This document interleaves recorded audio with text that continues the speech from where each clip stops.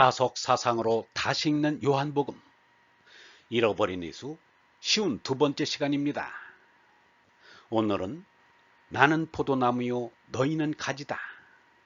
나는 포도나무요 너희는 가지다 라는 제목으로 말씀드리겠습니다.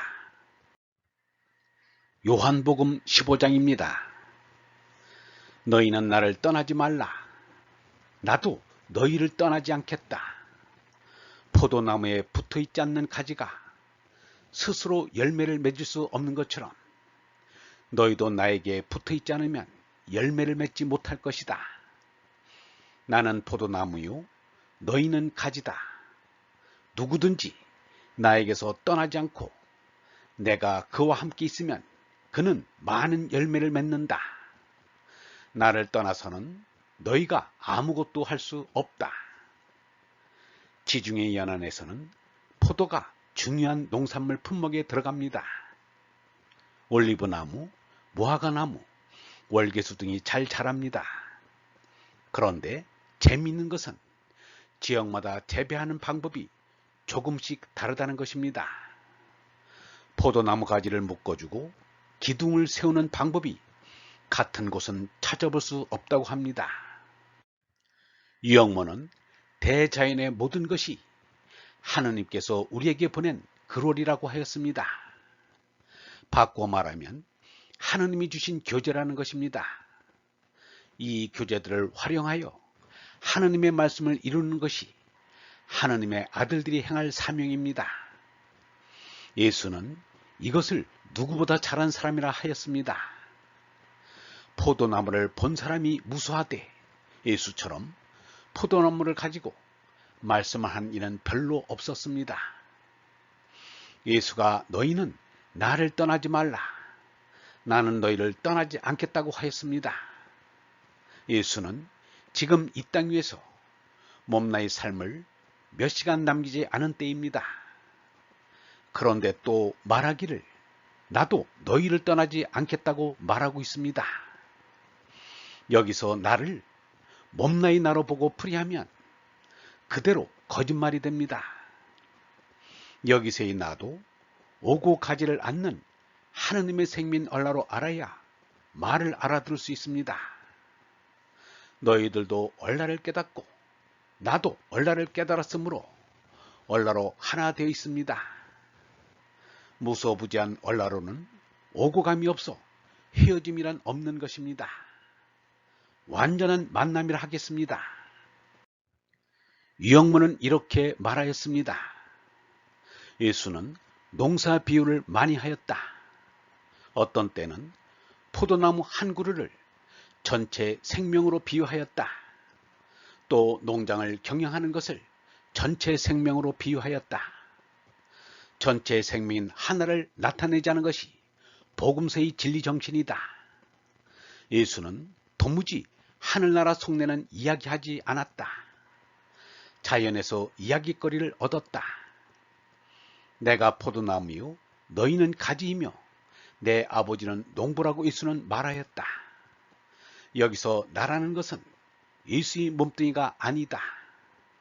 예수로 나타난 영원한 생명인 얼라이다. 예수도 농부이신 하나님의 아들이라 농사 이야기를 하였다. 예수도 우리도 다 이 세상에 한번 톡 나와본 것이다. 여기서는 별 수 없이 비유를 쓸 수밖에 다른 길이 없다. 내가 포도나무라면 농장 주인은 내 아버지가 이렇게 하였겠지 하는 게 아버지와 아들이라는 것이다. 말이란 사물을 두고 만든 것인데 형이상의 영원 절대를 표현할 때는 어쩔 수 없는 비유가 된다. 여기서 단단히 주의할 것은 비유는 전체가 다 들어맞는 것이 아니라는 점이다. 예수하고 우리하고 차원이 다른 게 아니다. 예수 석가는 우리와 똑같다. 예수가 나는 포도나무요 너희는 가지다 라고 하였다고 예수가 우리보다 월등한 것이 아니다. 사람들도 서로 통하여 하나 되기를 추구하고 있습니다. 왜냐하면 나똥이란 외롭기 때문입니다. 참외밭의 참외들처럼 모두 흩어져 떨어져 있는 낫동들입니다. 낱개로 외롭다고 참외입니다.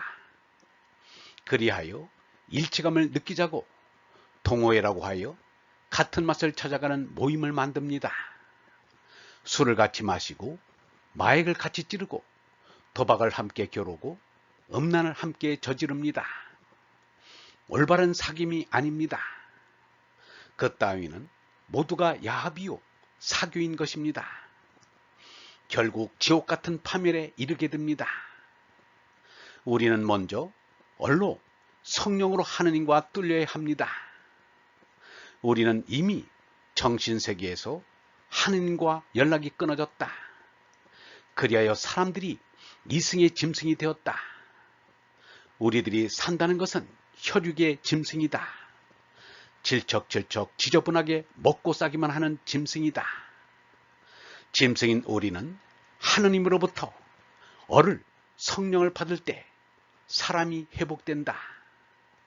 짐승에서 인성을 회복하여 사람이 되어야 한다. 우리는 반드시 전체인 하느님과 얼로 이어져야 합니다. 모든 낱개의 전구가 전원에 이어짐으로써 빛을 밝히듯이 우리 낱개들은 하느님의 영혼에 이어짐으로써 참빛을 밝히게 됩니다. 예수가 오늘날에 있었다면 포도나무와 그 가지의 비유보다 전기의 비유를 들었을지 모릅니다. 예수 당시에는 사람들이 아직 전기의 실체를 모르고 있었습니다. 사람들이 예수나 석가에게는 앞일을 미리 아는 의지가 있었다고 알지만 예수도 석가도 오늘날의 과학의 발달은 예측하지 못하였습니다. 그러나 사람들이 하느님의 얼로 성령으로 이어져야 한다는 것을 안 것입니다. 그런데 이 과학문명 시대에 사는 사람들이 아직도 이를 모르고 있으니 통탄할 일입니다.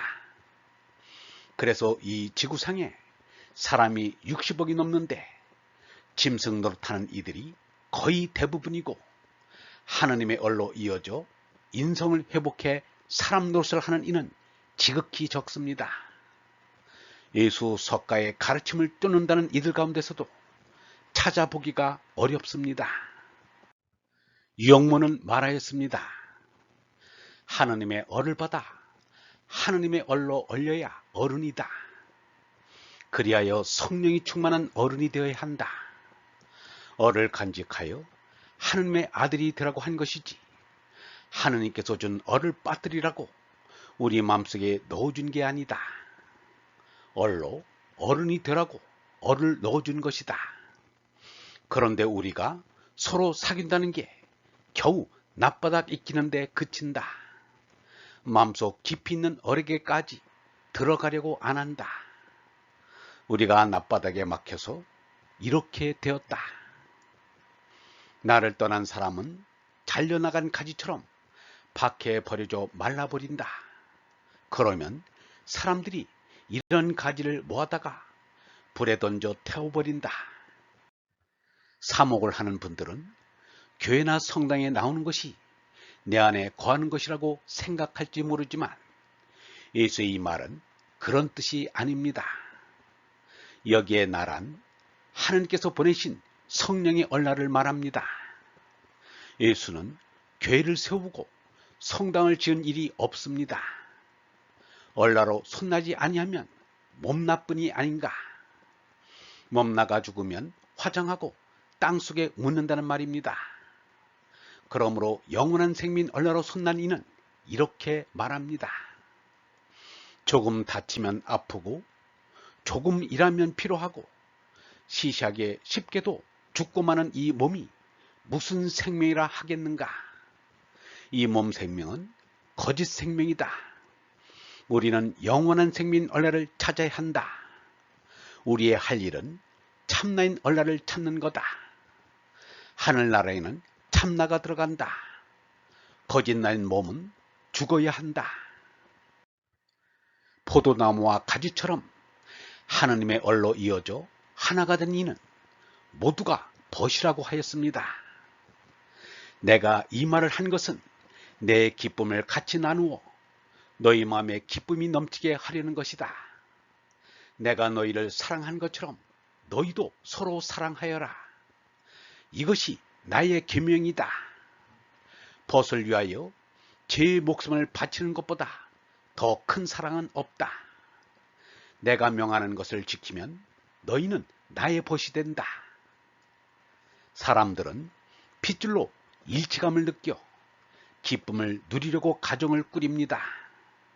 그러나 이것은 참된 일치도 아니고 참된 기쁨도 아닙니다.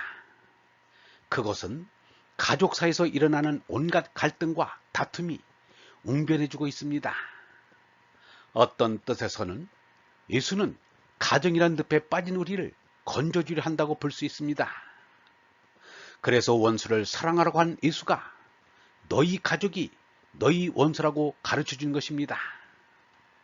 삶의 목적이 하느님께로 가자는 것인데 가정에 빠져 있기 때문입니다.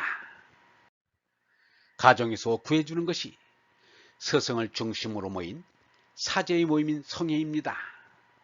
성회는 핏줄이 아닌 얼줄로 이어져 일치를 이룹니다. 예수가 포도나무와 그 가지를 비유한 것이 바로 이것을 나타낸 것입니다. 여기에서는 핏줄로 일치감과 기쁨을 느끼는 것보다 더 높은 차원의 일치와 기쁨을 느끼게 됩니다. 일치가 사랑이요 기쁨인 것입니다. 그런데 예수가 마지막에는 벗이라고 하고 내가 떠나는 것이 유익하다고 한 것은 성회에서 하느님 나라로 들어가게 하려는 것입니다.